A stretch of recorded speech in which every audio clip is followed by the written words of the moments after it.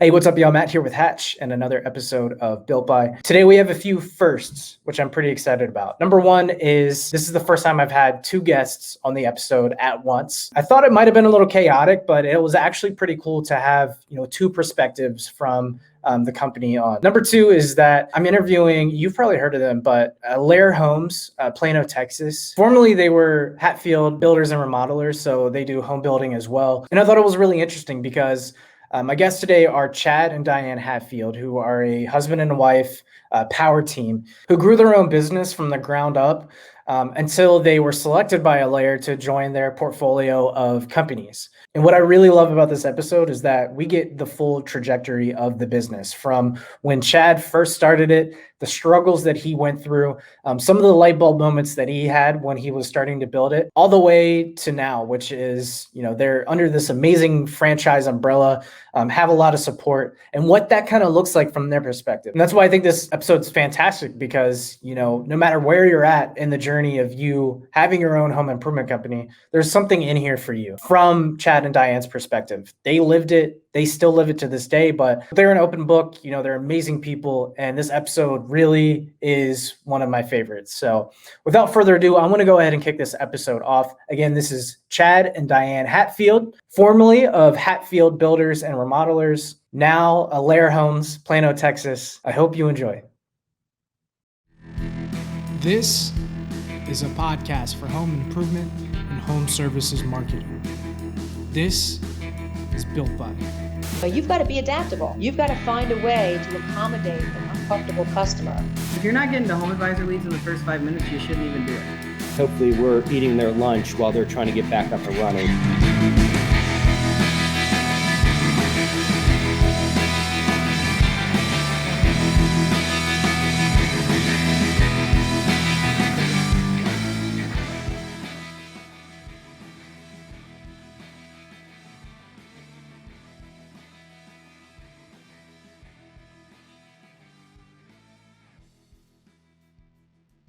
Listeners, Chad and Diane, who want to get a little bit more of a background so they, understand, where you're coming from and your experience. Can you give me kind of a brief overview, of your backgrounds and, the Hatfield Builders and Remodelers and now Alair Homes, Plano?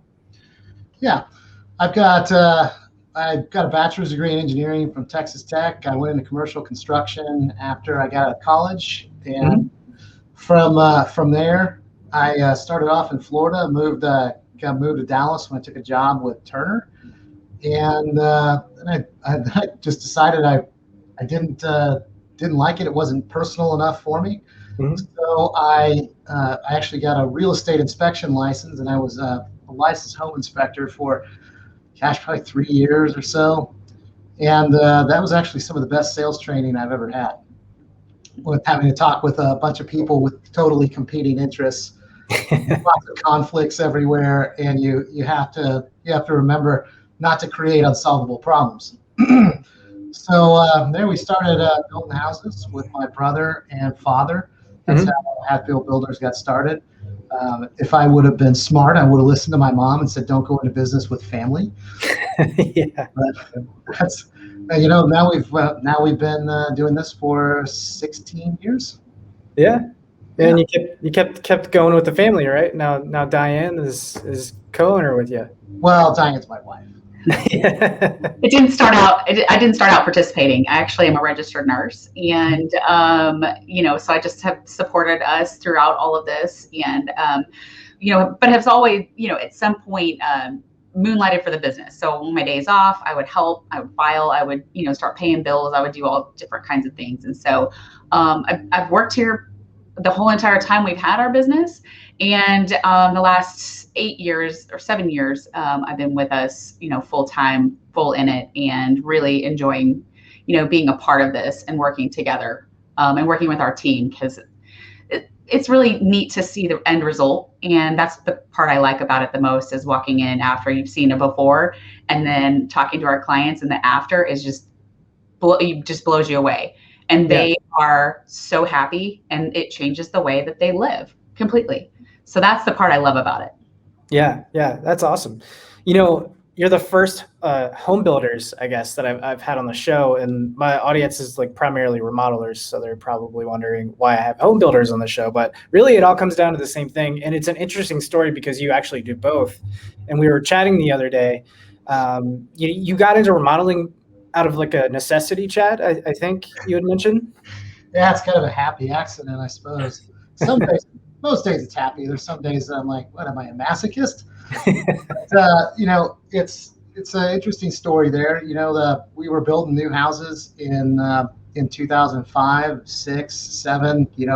If anyone has a memory of that, what happened to that market during that time. It wasn't pretty. So the family issue with that. My brother was in charge of a certain part of the business, and we disagreed on the size of the houses, so we built them bigger, and that turned out to be a big mistake in that area, and we lost money on it. And I was inspecting houses. My wife was working as a nurse, and was trying to figure out what to do. And I had all these real estate connections and agents, and they're all asking me about clients, and hey, they've got this kitchen project, they want to do that. Come take a look at it. You have a construction company. I'm like, I don't want to remodel.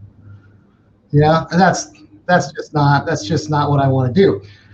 So finally, you get to the point where you're like, I probably should do that. The market's not all that great. Don't have a lot of money flowing in, so might be a good idea. Right. Yeah. So I went and did one project for a woman named Gladys Blumen, and that just kind of went from there. Gladys, she referred us to, I couldn't even begin to tell you how many people. And everyone would always tell me, we're much easier to work with than Gladys. I promise you. They're like, if you get Gladys Blumen, she was very happy. And if Gladys Blumen's happy with you, we'll be easy. Yeah, that's awesome. Yeah, it just started from there. And what I figured out is that when you're building spec homes, people only care about quality they can see, and they really don't even understand the quality of what they can see 90% of the time. But someone who's remodeling their house, they tend to care a heck of a lot more about the products going into it, who's going to be doing it, how it's going to get done, because they're also living through it a lot of the time. Right. So it's just kind of a happy accident that happened, and from there it's just meeting a lot of different people, putting yourself in challenging positions, surrounding yourself with people that are better at it than you, and having the integrity and humility to look in the mirror they hold up to you, because that's how you learn. Yeah. Go ahead, Diane. Oh, I was gonna say, I think with Gladys, it's what is it, the 6 degrees of being related to Kevin Bacon or something along those lines. Yeah, because we're probably, and we still actually to this day have a client right now that we can connect back to the community in the circle that she was in and that she referred us to. And so it's a large community that kind of keeps growing, but they're also very tight knit. And they have been a fantastic community to work with. They care about who comes in their house. They care about it being done right. They don't want the cheapest, fly-by-night guy on the block to do it. And they have bent over backwards to actually refer us to other people and try to convince their friends to use us. And here's why. And it's been a great community. We're still friends with several of them. We still go to dinner with them on a regular basis. And we have some clients right now that are about to sign a really large remodeling project. And we're really excited to do it because it's going to be a phenomenal transformation. And come to find out, they are related to that community somewhere along the way. And Chad can probably explain it better than I can. But yeah, it's about a $1.5 million contract. I'm actually going over to review it with them tomorrow. Holy smokes! Yeah. And that one goes back to that same small community. They know 5 people that we've worked with in that community, and it's amazing even in Dallas Fort Worth how small of a community it is that we work in. Yeah, we run in. It's amazing. And Diane, you mentioned like you still go out to dinner with some of these clients, and what do you think was the catalyst to like driving so much more business from this one job? Was it quality of work, or was it those relationships that you had built up with Gladys and other people in that community? I mean, I think it's really about doing what you say you're going to do and being dead honest with people, even when it's not to our benefit. You're being dead honest with that person because you know it's the right thing for them. And we continue to do that to this day when we know something is not right or not right for us. And we'll tell people, like, you know, hey, I won't do it like that. There are other people out there that will build it like this. I'm not one of them. And if that's the route you choose to go, then I can help you find somebody else who may work well for you. And we do the same thing with a lot of prospects that we get. So we get a lot of prospective clients that contact us, and we know that we're not the right fit for everybody. We know that our project model doesn't work for certain project sizes or certain types of projects. And so being dead honest with people, I think, really helps build that. And we've been referred to people that we've never even worked with before, just because we were super dead honest, because we provided some resources, because we've told them, hey, you don't need a company to do this. You can do this yourself, and I will give you the trades that you can coordinate yourself. And taking the time to just call people back and be honest with them about it. And so I think that honesty and our willingness to just anybody who contacts our company walk away with something that they can work with, or some way that they can do what they need to do, or even tell people, we think you should buy another house. Like this house, you know, say they want to add on because, you know, mother is going to come live with them. And how many conversations Chad has had with people, and it's like, I don't recommend you do this. Go buy another house. We've had clients go through design and end up going to buy another house because when it all came down to it, it just didn't make sense to them. And that's fine. We're happy. Last thing we want to do is build a project for somebody and have them regret doing it because they just said, I should just gone and bought another house. Yeah. I mean, it's that brand quality. Like it's amazing. And that's what comes across, I would guess, when you first have a meeting with a homeowner is you pull back the veil almost and you say, you know, we might not be a good fit and here's why, blah, blah, blah, versus someone else. I've seen countless horror stories in the industry. Yeah, Matt, I'll tell you how I do that when I first talk to them. And it's the same. This is the second time they talk to somebody because they talked to Diane or Susanna first. But the first time I talk to them, I tell them right up front that how I'm going to approach this is I'm going to work to find what I think is the right outcome or path for you. Right? That's what I want. I'm not attached to any outcome of us doing the project or having somebody else do it, or you doing the project versus not doing the project. I'm not attached to any of those outcomes. I've had so many of these conversations that you know, I'm gonna make suggestions to you, regardless of what it is. Yeah. And at the end of it, we're just gonna decide if we want to take one more step, and that next step is scheduling a time to meet. If you and I both agree that is the right thing to do. I think keeping it simple too, because remodeling in itself is not simple, but keeping it as simple as we can for our potential clients and clients now. I think that's something that we really try hard to make sure that happens. So if you go in and you overdo it and explain too much or go into way too much, they're overwhelmed and they're not sure which way to go. Yeah, I mean they generally don't know how to buy it. It's complicated. It's more complicated than going buying a car or house. And a lot of people will never remodel on the scale that is a project for us in their lifetime. So very few people know how to buy it, what to ask for, what's the right process. That's another thing I would encourage people to focus on, and that is find the right process that works for you, that's going to yield the outcome you want, and focus on the process over what people guess it's going to cost in the beginning. Yeah. When somebody asks, especially you get to a new house and somebody says, how much can you build a house for by the square foot? I don't know. Do you want flooring? It's not flooring now.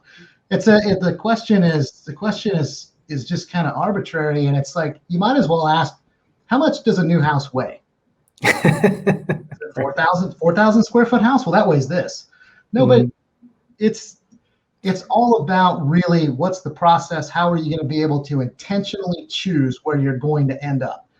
Right. How are you going to be able to make the decision. Do you spend 50,000 on appliances or 20,000 on appliances? And what are they? And how does that affect the rest of the budget? It's the process they need to go through, how they're going to be able to make those intentional choices that's going to yield the right outcome.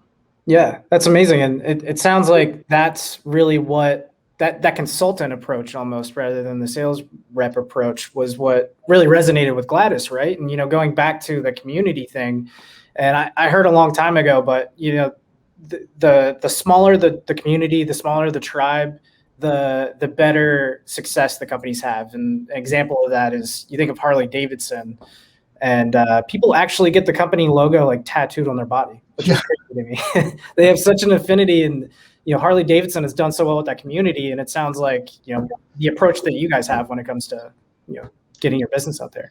It's doing the right thing for the person that you're talking to, and the right thing for that person may be the wrong thing for somebody else.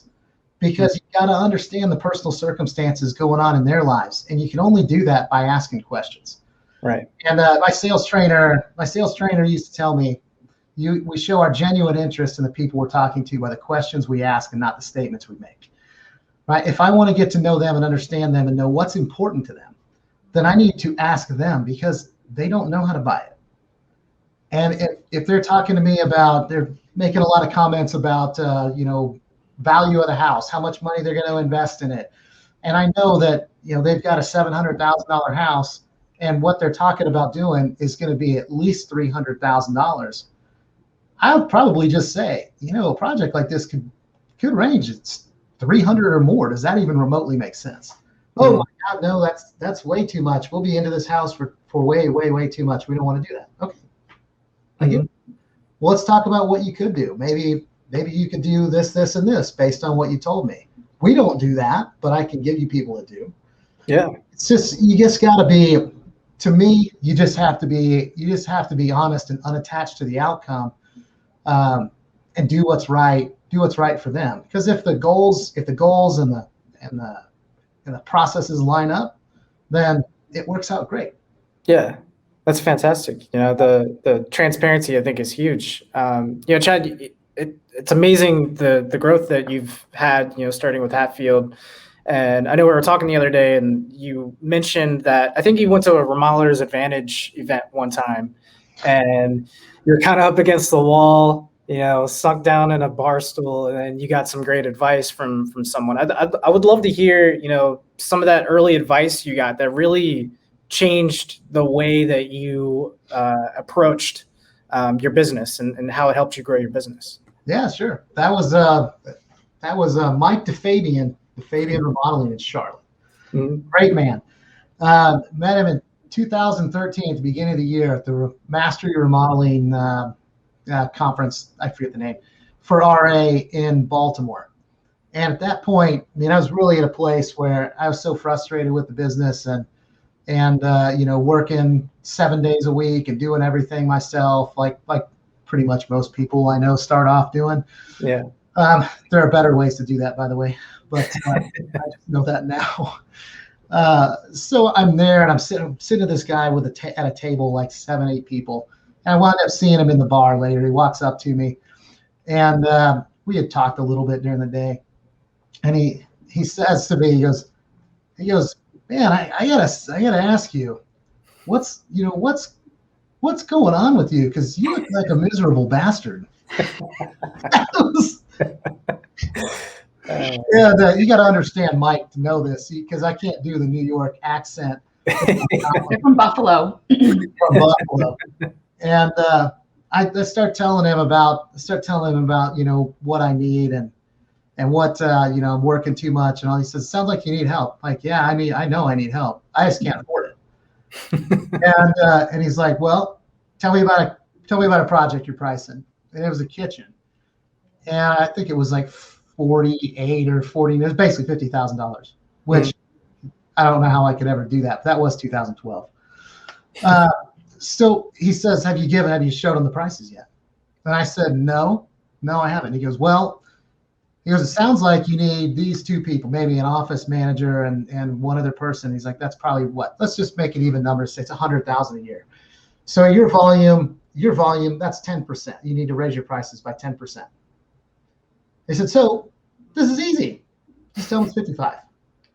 And I said, I can't do that. They're not going to pay that. And he's like, looks at me like, are you stupid? Right? He doesn't say that, but that's how he looks at me. And he says, he goes, my friend, if they're not going to buy it at 55, they're not going to buy it at 50. So just tell them it's 60. I'm looking at him like, are you crazy? You feel all the fear, inside you, and you're like, oh my God, I couldn't tell him it's that much. Yeah. That's crazy.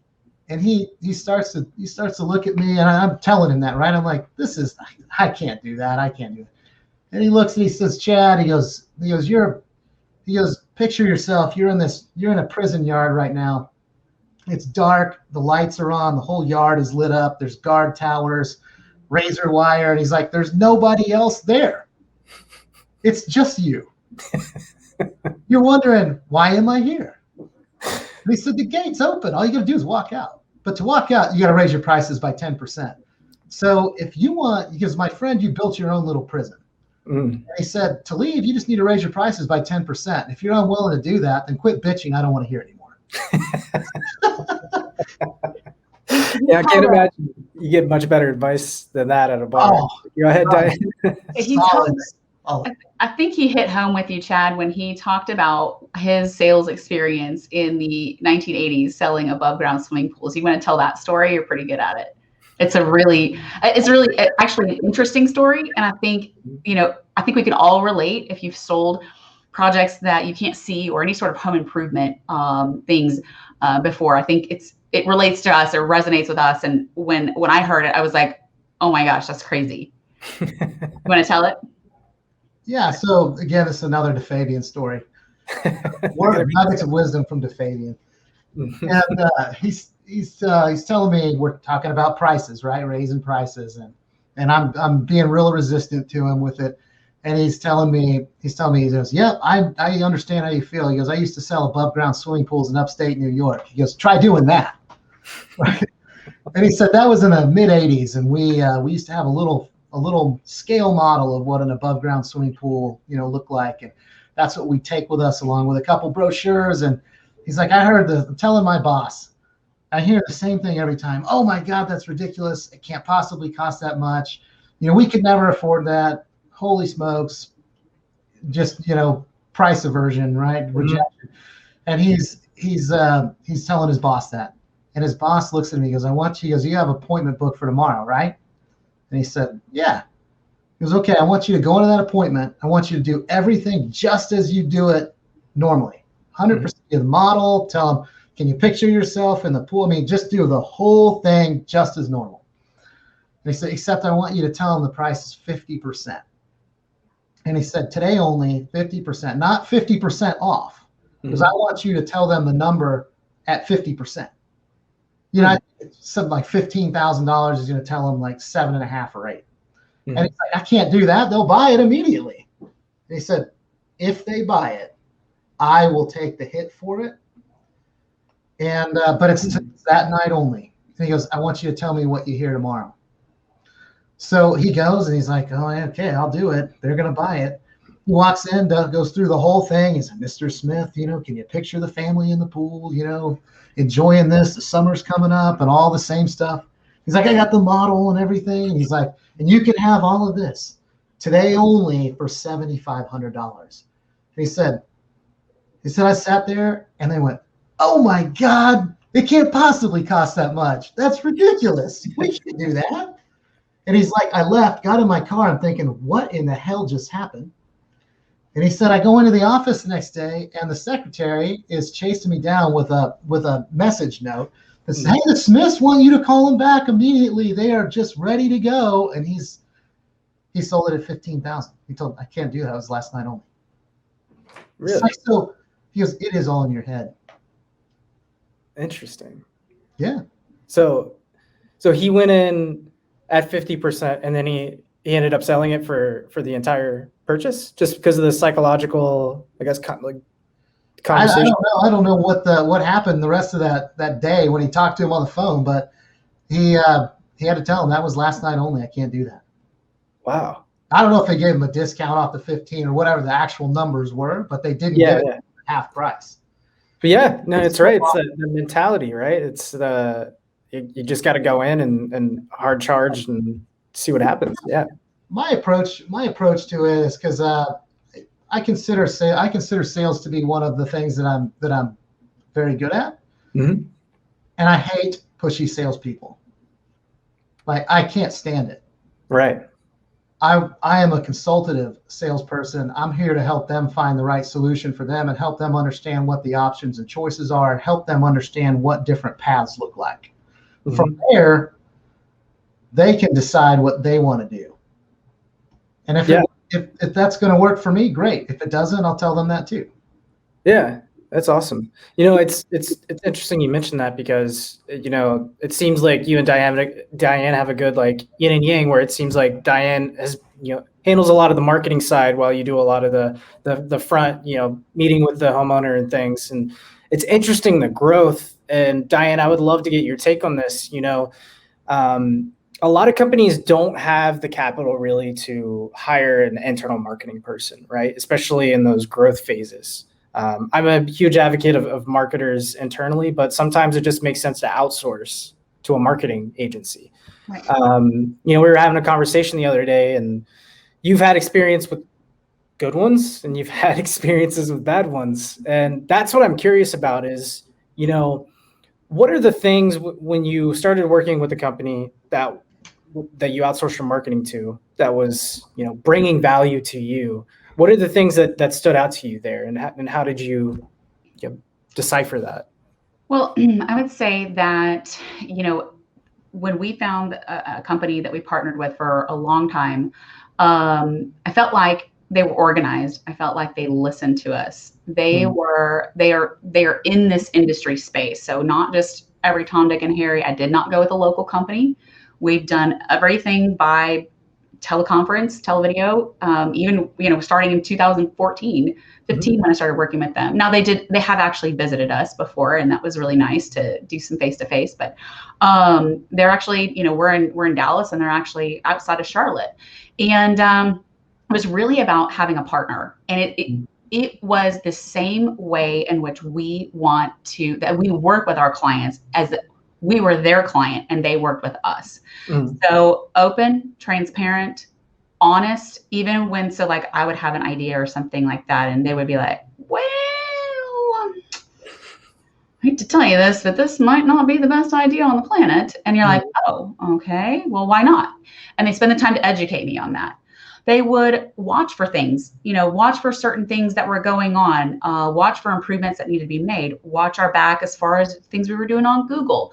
Yeah. Give us advice for the latest and greatest on, hey, this is where things are going, and I recommend that you move over to this technical, whatever it is. And I'm like, okay, that's like right here. But if you tell me I need to do that because you guys are the experts, then I will do that. And I think that was it. I felt like they had my back.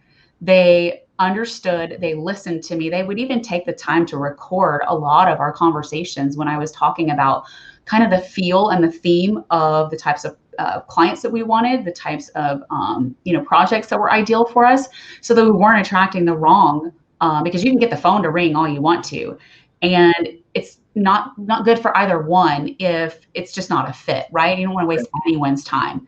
So I think really honing in on that, and they just would always take the time that we needed to do things and work on things and listen to things and tweak things, and something would come out wrong, and you know, I'd email them back and like, this page isn't working so good for me, let's redo it, or whatever it is. It was a partnership. And I respected that they were the industry experts. I'm a registered nurse. I didn't go to school for marketing. I didn't go to school for, you know, digital online marketing. I trusted them, and I was able to, because they put forth really organized, well-executed plans, good work, and they could produce results, and they did, and I saw it. And it wasn't overnight, but they did. And you know, sometimes something would go off the rails a little bit, and we're like, oh, we opened that floodgate, and that was a little bit too much, and that actually isn't the direction we wanted to go. So let's cut that off, and we did it. So I think that was probably the biggest thing is somebody who's better at it than you are, and really just listens to you. And you know, it was a big spend for us in the beginning, and as we were growing, it just made sense for us to continue doing it, and we made decisions around our overhead to do certain things with our digital marketing, and so it made sense, especially to outsource, especially to have somebody do it more professionally than here I could do it. And time. Oh, absolutely not. We don't have time. I'm not good at it. One key I will say is that you have to participate. So you have to have somebody in your company willing to feed the information to them, because it takes time. It takes time to build this stuff up. It takes time to build the story.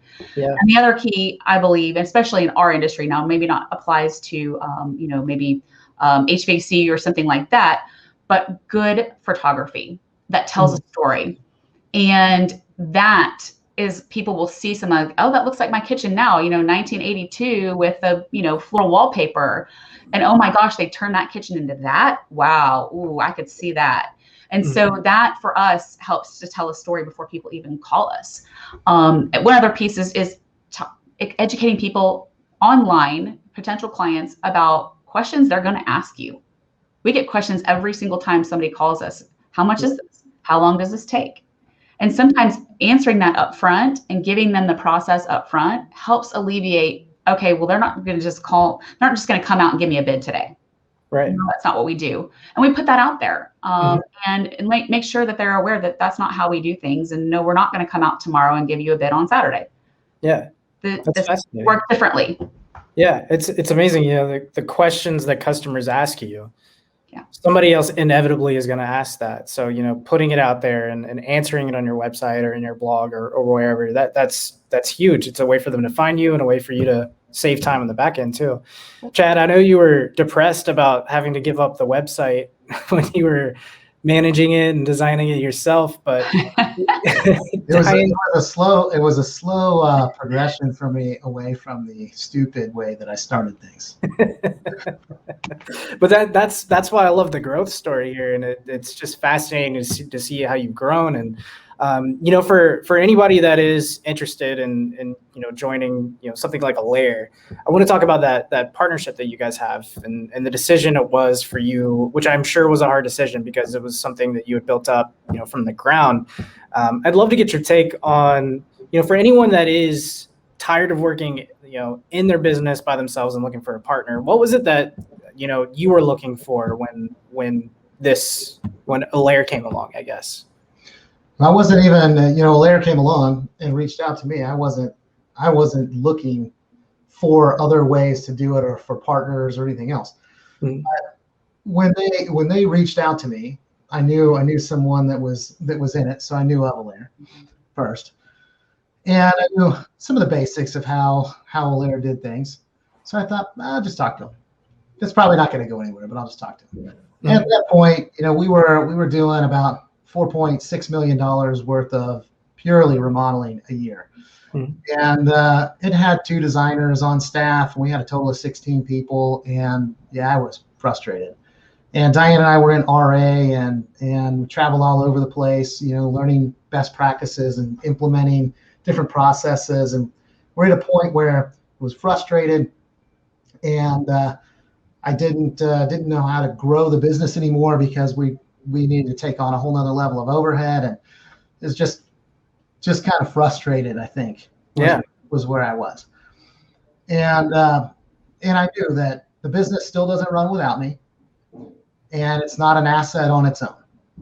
And I woke up one day and thought, gosh, if something happens to me, what is my wife going to do with this? She's got a $4.6 million liability, right? Without me, it doesn't operate. Mm-hmm. It didn't operate entirely. It would have taken her a long time to shut it down, and it would have been hard. So as I'm talking to Alair, Alair doesn't come in and magically solve your problems, right? It's not like, hey, Alair. People ask me, they're like, man, so would they buy you out? I'm like, no, you got to pay to play. You got to be invited. Yeah. I wish. So you got to have a successful business, and then you're going to pay to join, right? But Yeah, I got to shed overhead, and there's things that are centralized, and there's a lot of great benefits to that. But when I was going through that decision point, it was okay. Yeah, I can shed some of this stuff. I can also work together with a lot of other people solving problems in the same system. Mm-hmm. And I wanted the business to be an asset of its own. A business that's an asset of its own generates money and can be operated by other people. Right. Well, something happens to me now. There's 100+ partners that all know exactly how this business works. And they may do different types of projects, but the processes are the same. Mm-hmm. There's a lot of support in the background. There's all these other little things, but I'll tell you, what really made it work for us was two things. Well, really one thing. As we flew out to regional leadership training in Toronto, the last minute, and bought tickets to Canada in the summer, last minute, 2 weeks ahead of time. So we had to fly first class. I think it was like $3,000. Then rent a car in Canadian wine country, which I didn't know existed, but it does. I was out in the middle of nowhere to meet 35 people that were coming from Toronto to have a big training session out there. Rented a big house, great time. But Diane and I had never been to Canada, or I had never been to Canada. I didn't know a single person that was going to be there. I only knew people in Dallas. And we got there, and I was, within 2 hours, I was just shocked. I'm like, how could there be all these people together that all share the same values? And I couldn't even put my finger on it at that point. It's just like, how does this work? All these people here together, they get along so well. I feel like I could trust any of these people with my kids, right? And we were there for 2.5 days, and we made some lifelong friends on that one trip. We got on the plane flying back, and I mean, it was first class, so we had a few drinks flying home. We were talking. We were just both amazed. Like, how is this? What is it? What makes this special? How does this work? And it comes down to the values, right? People that are in it. That is by far away the most important thing that anyone joining Alair has to have. So I don't know if that helps you, but we also looked at. Yeah, we talked to attorneys. We did mountains of research. Had a huge binder. We're sitting down at our. I think we were in the pool, and we were talking about how do we make this decision. We have all this information. There's all these points. There's these pros, these cons, and I think I just looked at it and said, my life purpose statement, which is sitting above my computer, is I am a rising tide so that others can lift themselves up. I said, Diane, does this take us closer to or farther away from that? And she said, I think it takes us closer to that. And I said, I do too. So that's the decision. Yeah, that's amazing. Those values are huge. And I always love it when we come full circle with the podcast because, at the beginning we were talking about, you working with that community, like Gladys's community, basically. And right. They all had those shared values. The referral system was there. And it sounds like it's what you found with Alair. And I'm sure that other, business owners that are looking for partners, that's the big thing is, find somebody that reflects your values. So it's the most important thing. Yeah, exactly. So Chad, Diane, thank you so much. We're running against time here, but I have one last question I love to ask. And I'm going to ask this to both of you because I would love to get your take here. It's super vague on purpose, but what's the number one piece of advice you would give to anyone in the home improvement industry right now? Well, that is vague. You want to go first? I'll let Diane go first. No, I've thought about it. Chad needs a minute to think. I can tell. So I think it's just that. Know who you are yourself. Know what types of projects work for you. Know what types of projects don't work for you. Know what types of clients that you want to attract and you want to keep and that you want referrals from, because they will all run in the same circles. Find a client that wants to work in your process, that wants to work with you, that wants to be a partner with you, that's not going to work to sabotage you or is not going to beat you up on price. Find that be confident in yourself, be confident what you're good at, know what you're not good at, surround yourself with other people that are better at it than you, know when to say no, and don't try to be all things to all people, because it usually doesn't work. So that was one thing. Anyway, yeah, sorry. That's 86% of married couples that own businesses end up in divorce. We're at 20 years. Be quiet. We're 20 years. So hopefully we beat that. But if you ask me one thing, I would say surround yourself with people that are better at it than you, that have true integrity.